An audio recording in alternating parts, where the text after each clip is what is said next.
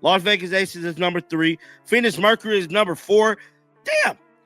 Indiana Fever is number 6. They added experience in Joanna Bonner and Natasha Howard, along with re-signing Kelsey Mitchell.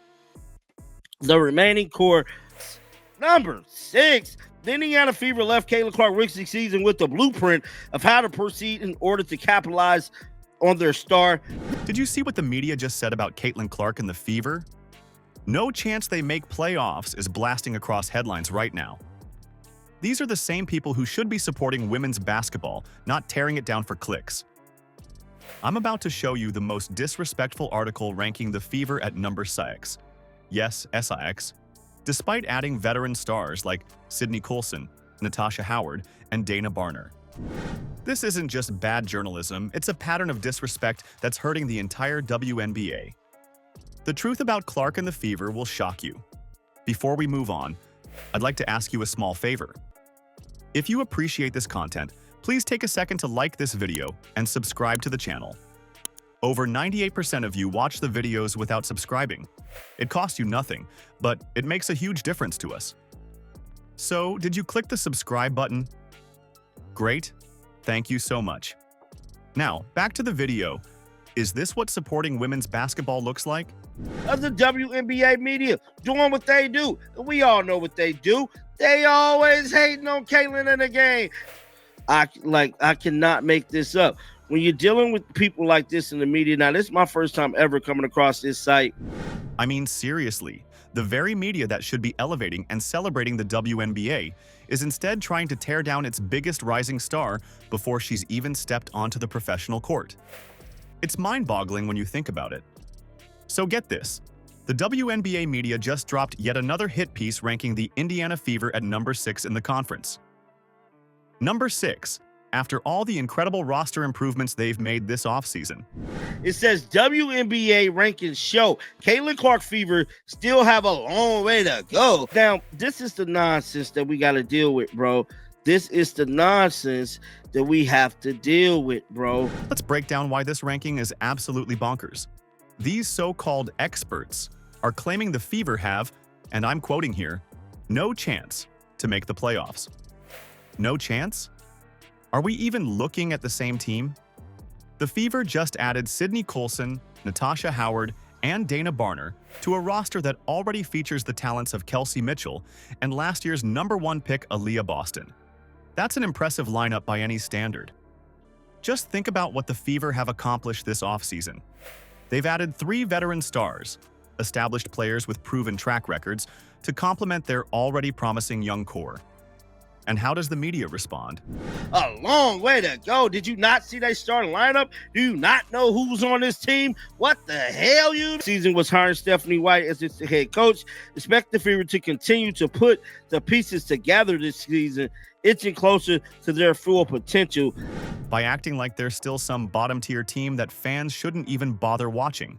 It's disrespectful not just to Clark, but to the entire organization that's clearly making moves to build a competitive team. Now here's where things get really interesting. The same media outlets ranked the Las Vegas Aces at number 3, even though they lost several key players during the offseason. How exactly does that make any sense? The Aces lose important pieces of their roster and maintain a top 3 ranking, while the Fever add significant talent and still get dismissed. The inconsistency here is glaring. You know what I'm starting to wonder? Is the WNBA media deliberately trying to sabotage Caitlin Clark's career before it even begins? I don't like to jump to conclusions, but the evidence is piling up with every article that gets published. Las Vegas Aces is number 3. Phoenix Mercury is number 4. Damn! Indiana Fever is number 6. They added experience in Joanna Bonner and Natasha Howard, along with re-signing Kelsey Mitchell. The remaining core. There's a disturbing pattern emerging here. The timing of all this negativity is suspicious, too. Right as excitement is building to unprecedented levels for Clark's rookie season, here comes the negativity train trying to lower expectations and essentially set her up for failure. If the Fever win more than the media predicts, they'll call it a fluke. If they struggle at all, they'll say, "See? We told you so." It's a no-win situation being created by the very people who should be championing the league's growth. When you step back and examine the pattern of coverage, This isn't just bad journalism. It's looking more and more like a systematic attempt to undermine Clark and the Fever before they even hit the court for their first regular season game. Number 6. The Indiana Fever left Caitlin Clark rookie season with the blueprint of how to proceed in order to capitalize on their star. This is disrespectful on so many levels for Caitlin Clark and the Indiana Fever. You know what's crazy about all this? Jan thought she was playing. Gonna find out Caitlin was serious as a heart attack, bruh. Why would anyone who claims to care about growing women's basketball try to tear down its biggest attraction? The media has published hit piece after hit piece about Clark and the Fever, creating this narrative of inevitable failure before the season even starts.